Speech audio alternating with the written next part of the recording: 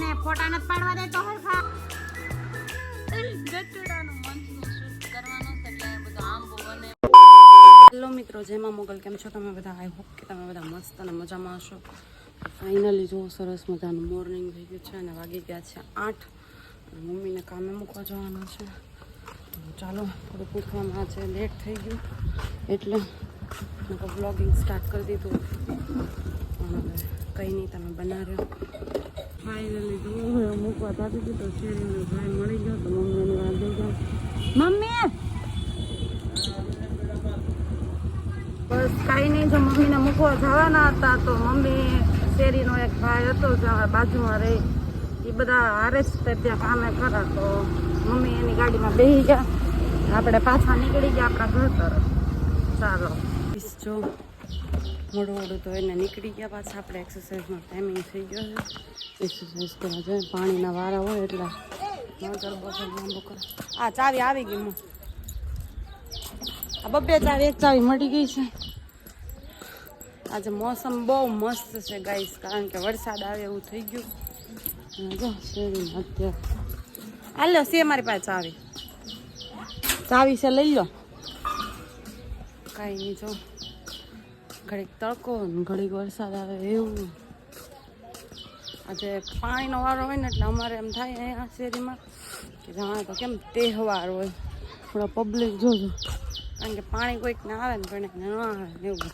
અત્યારે છોકરા વોકરા બધા જો આજે આ માસીનું ઘર. હું ડેઈલી એક્સરસાઇઝ કરવા આવું. આ છે મારો બેલ્ટ, કમર ઉપર પહેરાવ. કંઈ નહીં, ચાલો. જો ગાઈસ અહીંયા ગાડી બધું અહીંયા કોઈ રહેતું નથી એટલે મકાન ખાલી લઈને મૂકેલું છે, પછી બનાવશે ને એવું બધું. ડેઈલી જો અહીંયા એક્સરસાઇઝ કરું. આજે થોડીક ગરમીનું વધારે પડતું છે બધા બહાર જ કરશું. આથરી દે કારણ કે ગરમી જ છે ગાઈસ ને આટલી. બસ જો બધું કેવું બધું છે, જો કે ક્યાંય કોઈ રહેતું જ નથી. ખાલી ફક્ત અહીંયા પાણી માટે અને હું આવું એક્સરસાઇઝ કરવા માટે છું. કારણ કે એની ટૂંક જ સમય બની જશે માસીને ન્યૂ હોમ. કંઈ નહીં, ચાલો કરી દઈએ એક્સરસાઇઝ સ્ટાર્ટ. આ છે આપણો બેલ્ટ, પહેરી લઈએ આને. એટલી એક્સરસાઇઝ થઈ ગઈ ગાઈસ. કેટલી ગરમી થાય, એક્સરસાઇઝ કરો તો વધારે થાય. મોસમ આજ બહુ આમ ખબર નહીં, ઘડીક તડકો આવે, ઘડીક છાંયો આવે, ઘડીક એમ હમણાં વરસાદ આવશે, પછી પાછો એટલો તડકો એવો આવે ને કે આમ કેમ ચક્કર આવવા મળે, ઘણી વાર આમ મૂંઝારો થવા મળે એવું મોસમ થઈ ગયું. જો એક્સરસાઇઝ કમ્પ્લીટ થઈ ગઈ. અને આપણે 15 દિવસ પહેલાં વેટ ચેક કરાવ્યું હતું ત્યારે મતલબ ત્યારે આપણું એટલું હતું 59 હતું શાયદ. હા 59 હતું. આપણે 72 કિલો મારું વેટ હતું અને મેં 59 પહોંચી હતી 15 દિવસ પહેલાં. હજી આપણે કરાવ્યું નથી વજન, તો આપણે કરાવી લઈશું પછી ખબર પડી જશે. અને યાર મહેનત એટલી કરું છું એટલે મળે. અને ઘણા મતલબ ઇન્સ્ટામાં જ્યારે મેં સ્ટોરી મૂકીને તો ઘણા લોકોનો મેસેજ આવ્યો કે બેન તમે કેવી રીતે વેટ લોસ કરો આમ તેમ. પણ મેં 3 મહિના સુધી અનાજ નથી, આમ તો 5 મંથ થઈ ગયા. પછી વચ્ચે ચાલુ કર્યું હતું થોડું ઘણું જમવાનું, પાછું બંધ કરી દીધું. જ્યાં સુધી આપણો ટાર્ગેટ પૂરો નહીં થાય ને ત્યાં સુધી નથી જમવાનું પણ કઠોળ ને એવું બધું. બાકી બહારનું કંઈ નહીં અને અનાજ કોઈ બી વસ્તુ નહીં, અનાજવાળી કોઈ વસ્તુ નહીં. એટલે જ્યાં સુધી આપણે આપણા ટાર્ગેટ સુધી ન પહોંચે ત્યાં સુધી કંઈ ખાવાનું નથી. મારો ટાર્ગેટ છે 50 કિલો વેટ થશે પછી આપણે પાછા જમવાનું ચાલુ કરી દઈશું. કંઈ નહીં, ચાલો હવે બોલી નથી શકતી, પાણી નથી લાવી, પાણી પી લો પછી મળો. કે ફાઇનલી જો ઘરે આવી ગઈ છું. એ રીતે મતલબ પાણી હોય ને પાણી થોડીક વાર છે ને ઠંડા પાણીથી ફેસ વોશ કરી નાખો. એક ગ્લાસ પી લેવાનું, આનાથી મોઢું ધોઈ નાખવાનું. પછી આપણે અત્યારે નાસ્તો ને એવું નહીં કરતા એટલે ગમે તે ખાય અને આપણે દવા પી. અને આ છે મારું છે ને ફેસ મસાજર.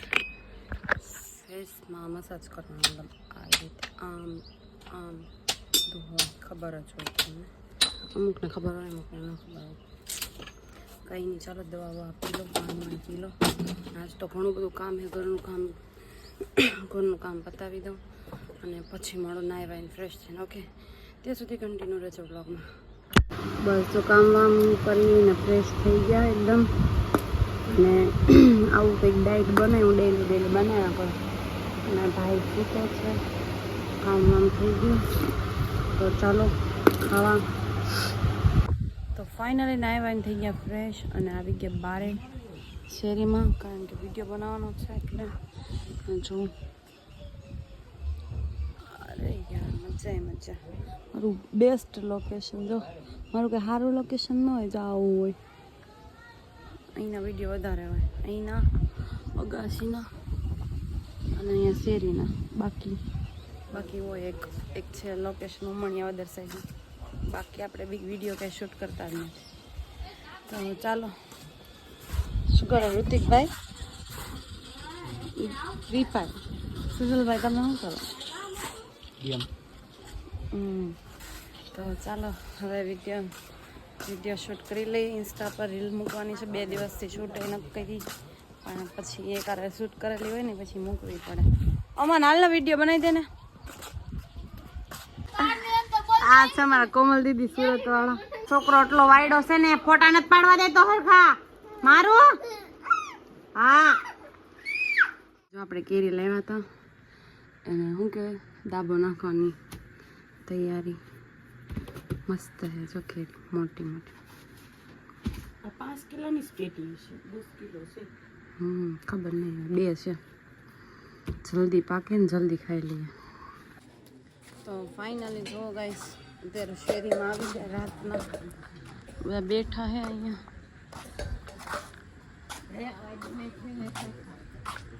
વાયડી વિકેટ નહીં થતા. સુજલભાઈ શું કેવું તમારે વ્લોગમાં 2 શબ્દ કહી દો. સુજો કહી દે ને, વ્લોગના 2 શબ્દ કહી દે. ગાઈસ આ છોકરા આજ મને વિડીયો નો બનાવી દીધો ને મને રોડ આવી. તું જોઈ લેશે, તને તો હું જોઈ લઈશ.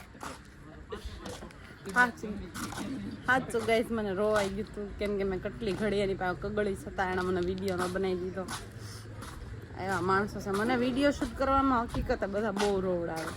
હું બનાવું, ઘણા લોકોને એમ થાય હો પ્રીતિ તો વિડીયો બનાવ, પણ હું વિડીયો કેમ ઉતારું ને કેમ શૂટ કરું એ મારું મન જાણે. બધાના પગ પકડવા પડે. કાબા વિડીયો કોઈ ઉતારી દે મને નહીં તો તમે ઉતારી દેવો. મને તો આવડતો હોય તો ઉતારી દઉં. કાંઈ નહીં ગાઈસ, ચાલ્યા કરે. હવે ઘરે જઈએ, શાયદ 9:30 જેવું તો થઈ ગયું. તો ફાઇનલી ઘરે આવી ગઈ અને સુવાનો ટાઈમ થઈ ગયો. મમ્મી ફોન કોમડે, કાલ મમ્મીને રજા હશે તો મમ્મી તો નથી જવાનું હો ને, નથી જવાનું. દર શું કરવાનું, ગમે ત્યારે ચાલુ હોય ને એટલે એમ કે કામે તો જવું પડશે. પણ હું એમ કહી દઉં નથી જવાનું તો નથી જ જવાનું, કારણ કે અઠવાડિયામાં 1 રજા તો હોવી જ જોઈએ. એ માણસ છે. માણસ છો ને મમ્મી? હે મમ્મી? હે જનાવર ગમે એવું હોય, તબિયત ખરાબ હોય તો કામે તો હોય જ છે. હો કહીશ માં બીજા વન વગડાના વા. કંઈ નહીં, આજનો બ્લોગ કેવો લાગ્યો જરા કોમેન્ટમાં કહી દેજો. લાઈક શેર સબસ્ક્રાઈબ કરવાનું ભૂલતા નહીં. સપોર્ટ કરતા રહેજો. લાઈક શેર સબસ્ક્રાઈબનું કહી દે મમ્મી.